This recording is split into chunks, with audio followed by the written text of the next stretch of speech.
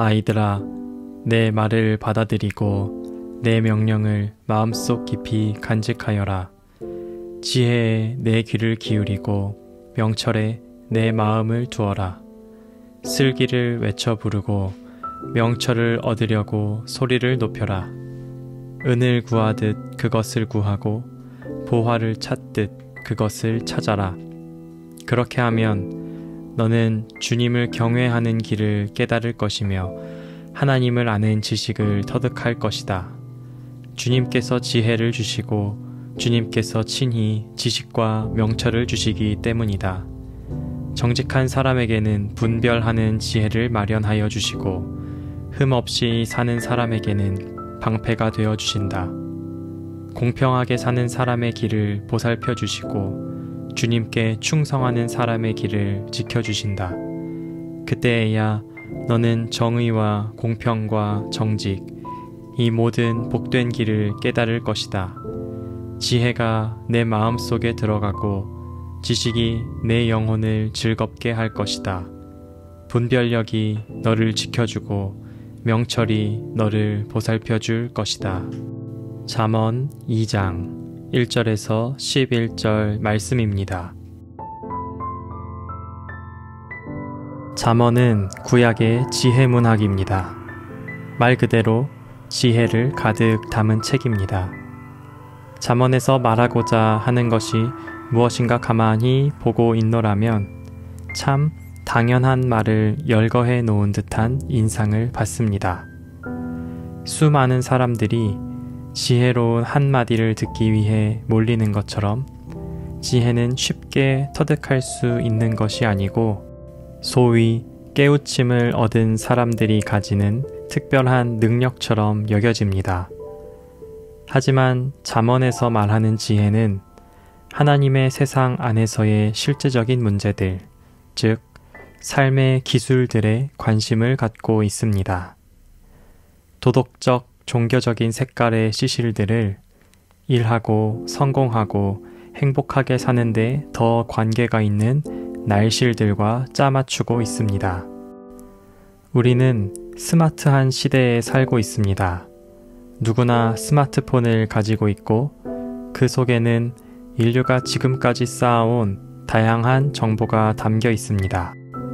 힘들이지 않고 손가락의 작은 움직임만으로도 동서고금의 지식과 석학들의 지혜를 한순간에 캐낼 수 있습니다. 스마트 시대에서 깨어있는 나로 산다는 것은 어떤 의미일까요? 세상의 많은 지식을 머릿속에 가득 담는다는 의미는 분명 아닐 것입니다. 또 타인을 잘 흉내내는 일도 아닐 것입니다. 스웨덴의 식물학자인 칼 폰 린네는 인간을 지혜로운 유인원이라는 의미의 호모 사피엔스라고 불렀습니다. 하지만 인류의 지식은 날로 늘어나는 반면 지혜는 그러지 못했습니다. 누구나 지혜로운 사람이 되고 싶어 합니다. 그러나 지혜를 얻기 위해 겪어야 하는 어려움과 수고로움은 겪고 싶어 하지 않는 것 같습니다. 지혜는 마치 도제 수업을 받는 것과 같습니다. 다양한 지식을 쌓은 것으로 지혜롭다 말하지 않고 삶의 시행착오를 거치고 다양한 지혜자들을 만나며 말과 행동이 성숙한 이들을 가리켜 지혜롭다고 합니다. 성숙한 사람은 마치 1절에서 표현하고 있는 것처럼 잘 받아들이고 마음속 깊이 간직할 줄 아는 사람이라 할 수 있습니다. 자신만 옳은 것이 아니라 상대도 자신만큼 옳을 수 있고 혹은 자신보다 더 옳을 수도 있다는 그 깨우침을 마음속 깊이 간직하여 자신의 것으로 만들 줄 아는 사람입니다. 받아들임, 수용이라는 말 속에는 우리에게 하는 말을 단순히 인정하는 것이 아니라 두 팔을 벌려 그 말을 받아들이고 그 말이 우리 마음 깊은 곳에 거할 수 있도록 하는 것입니다. 그리고 간직하는 것은 단순한 임시 보존 이상의 의미를 갖습니다. 그것은 이 말씀을 우리 영혼의 구조에 새겨서 우리 존재의 필수적인 부분으로 만들려는 의도적인 노력을 말합니다. 지혜를 대하는 태도가 이렇다는 것입니다. 받아들이고 간직하는 것. 잠언 2장은 행동하라는 분명한 호소로 시작됩니다. 아이들아, 내 말을 받아들이고 내 명령을 마음속 깊이 간직하여라. 지혜에 내 귀를 기울이고 명철에 내 마음을 두며. 즉, 하나님의 마음에서 흘러나오는 지혜를 받아들이라는 신성한 초대입니다. 단지 그분의 말씀을 듣는 것만으로는 충분하지 않습니다. 우리는 열린 마음으로 그것들을 받아들여야 하며 그것들이 우리 안에 뿌리를 내리고 번성할 수 있도록 해야 합니다. 우리는 그것을 귀중한 보석처럼 소중히 여기고 그것을 얻기 위해 최선의 노력을 쏟아야 합니다. 지혜를 얻는 것은 수동적인 노력이 아닙니다. 이를 위해서는 우리의 적극적인 참여가 필요합니다. 우리는 지혜에 전념하며 귀를 기울이고 들으라는 부르심을 받았습니다. 우리는 자주 세상의 불협화음으로 인해 하나님의 고요하고 세미한 음성을 듣지 못합니다. 우리는 자신의 욕망을 외치느라 지혜의 속삭임을 자주 무시합니다. 지혜를 들으라는 부르심은 사실상 하나님에게 귀를 기울이라는 부르심입니다. 상황이 좋을 때뿐 아니라 하나님이 부재중이신 것처럼 보이는 때에도 하나님은 늘 임재하시며 그분의 손길을 모든 것 안에서 발견할 수 있다는 사실을 인식하는 것입니다. 지혜는 하나님의 선물이며 순종하고 찾을 때 얻게 되는 복된 결과들입니다. 결국 인간의 꾸준한 노력과 하나님의 도우심과 자비하심을 통해서 지혜를 얻게 되는 것입니다. 그 지혜의 최종 목표는 여호와 경외하기를 배우는 것이라 할 수 있겠습니다.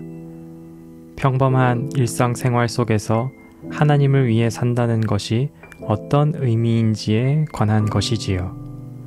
그렇다면 주님을 경외하는 것과 지혜가 같은 말이라고 할 수도 있겠습니다. 지혜는 매 순간을 여호와의 시간으로 보고 모든 관계를 여호와의 기회로 보며 모든 의무를 여호와의 명령으로 보고 모든 복을 여호와의 선물로 보는 우리의 경배와 헌신에서 나와 우리의 매일의 행실로 뻗어나갑니다. 지혜란 삶을 보는 새로운 방식이며 하나님의 관점으로 볼 때 삶이 어떠해야 하는지를 보는 새로운 형식입니다. 오늘 말씀에 따르면 지혜를 가진 사람에게는 정의와 공평과 정직이 있게 되는데 공평이라는 말을 면밀히 살펴볼 필요가 있습니다. 이 공평이라는 단어에 서구적인 공평의 개념을 주입하지 않도록 주의할 필요가 있습니다. 오늘날에는 공평이라는 말이 공정한 거래와 같은 의미를 갖게 되었습니다. 그러나 하나님의 공평은 삶으로 실천해야 할 하나님의 진리입니다. 그 의미가 신명기 5장에 잘 나타나 있습니다. 신명기 말씀에는 하나님이 모든 지파에게 땅을 유산으로 준 이야기가 등장합니다. 모든 지파에게 같은 넓이와 같은 비옥도의 땅을 나눠준 것이 아닙니다. 하나님이 공평하게 땅을 분배하셨다고 말할 때의 그 공평은 모든 사람을 위한 기회와 자원의 평등이라고 할 수 있습니다. 즉, 지혜가 공평하게 사는 사람의 길을 보호한다고 하는 말은 하나님의 세상 안에 있는 모든 사람을 위한 기회와 자원의 평등을 추구하는 것이라고 할 수 있습니다. 이 모든 것이 지혜를 통해 이 땅에 일어나게 됩니다. 우리가 하루를 보내면서 지혜의 순간을 위해 눈을 떼지 않도록 합시다. 지혜는 친구의 조언, 조용한 숙고의 시간, 심지어 우리의 실수로부터 나올 수도 있습니다.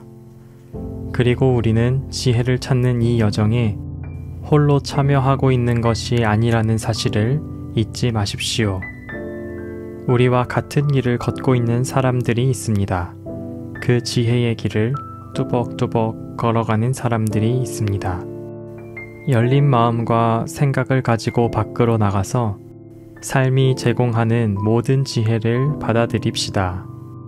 그렇게 할 때 우리는 단지 우리 자신의 삶을 더 좋게 만드는 것이 아니라 온 세상을 조금 더 밝게 만들 것입니다. 잠언 2장의 지혜가 우리 속에 풍성이 거하여 우리의 생각과 말과 행동을 형성하고 우리를 하나님 그리고 이웃과 더 깊은 교제로 인도하시기를 빕니다.